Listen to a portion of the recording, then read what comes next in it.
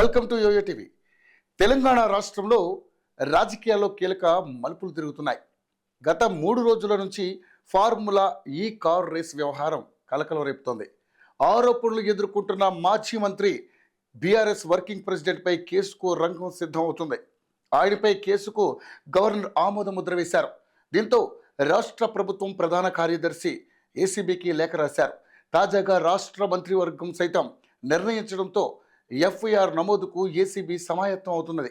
ఈ కేసులో A1గా కేటీఆర్, A2గా పురపాలక శాఖ అప్పటి స్పెషల్ సిఎస్ అరవింద్ కుమార్ పేరును చేర్చబోతున్నట్లుగా టాక్ వినిపిస్తోంది. ఈ విషయంలో ఇప్పటికే ఏసీబీ స్పీడ్ పెంచబోతున్న నేపథ్యంలో ఈ క్రమంలోనే హైదరాబాద్లో ఉన్నతాధికారులు భేటీ కావడం రాజకీయ వర్గాల్లో హాట్ టాపిక్గా మారింది. దీంతో ఏ క్షణంలో ఏం జరగబోతుందనే దానిపై ఇటు బీఆర్ఎస్లో అటు పొలిటికల్ సర్కిల్స్లో ఉత్కంఠగా మారింది. 2 రోజుల క్రితం సీఎం రేవంత్ రెడ్డి అధ్యక్షతన జరిగిన కేబినెట్ సమావేశంలో కేటీఆర్పై ఏసీబీ విచారణతో తలెత్తే రాజకీయ పరిణామాలపై చర్చించినట్లుగా తెలుస్తోంది.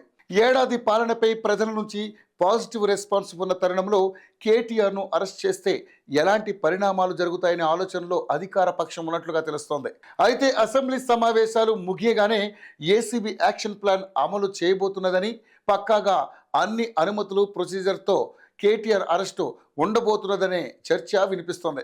గత ప్రభుత్వ నిర్ణయాల విషయంలో రేవంత్ రెడ్డి సర్కార్ వ్యూహాత్మకంగా అడుగులు వేస్తోంది.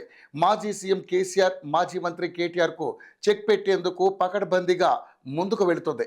బీఆర్ఎస్ హయాంలో జరిగిన విద్యుత్ ఒప్పందాలపై, విద్యుత్ ప్లాంట్లని నిర్మాణాల్లో తప్పిదాలపై జస్టిస్ మదన్ భీమ్రావు లోకూర్ కమిషన్ సమర్పించిన నివేదికతో పాటు ఫార్ములా ఈ కార్ రేస్ అంశంలో గవర్నర్ ఇచ్చిన అనుమతిని ఏసీబీకి పంపాలని ఒకే రోజు నిర్ణయించడం ఆసక్తికరంగా మారింది. అలాగే విద్యుత్ కమిషన్ ఇచ్చిన నివేదికను ప్రస్తుత సమావేశాల్లోనే సభలో ప్రవేశపెట్టి చర్చించాలని భావిస్తోంది. ఇక ఈ అంశంలో మాజీ సీఎం కేసీఆర్పై తీసుకునే యాక్షన్పై అసెంబ్లీ వేదికగా ప్రభుత్వం ప్రకటన చేయబోతున్నట్లుగా ప్రచారం జరుగుతోంది.